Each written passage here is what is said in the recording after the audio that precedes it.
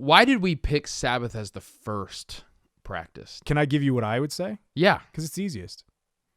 Really?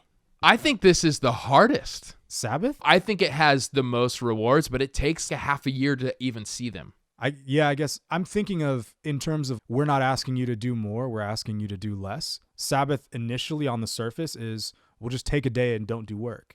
I could spend 30 minutes in silence and solitude, or I could just take Saturday off, which is more appealing to the average person. In my mind, it would be Sabbath. But 30 minutes versus 24 hours. Yeah, that's true. I'll give you 30 minutes of anything. 24? You know what I'm saying?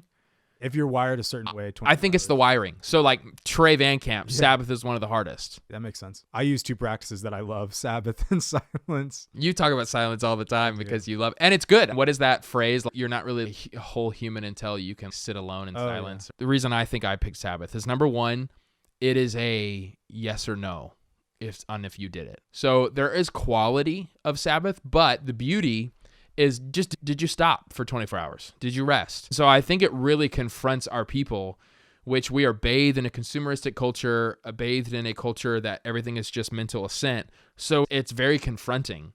Did you do it or not? There's varying levels. You can excuse yourself, but Sabbath takes a rearranging of your whole life. Yeah. In my mind, it actually rearranges every other day. Yeah. But as I studied, we read 6 books, which they're up on formyjesus.com/Sabbath. All 6 books kept referencing how Sabbath is like a gateway, this is my language, I think, gateway discipline to all the other disciplines. Like Sabbathing helps you care for the poor. Like it begins to make you more generous for others. Sabbath creates a better rhythm in your life to where now prayer is not as hard to access. You're not so exhausted. Therefore, you have the energy and the mental capacity to read the scriptures. Like Sabbath seems to be the thing that when you start there, it empowers you to take on other practices.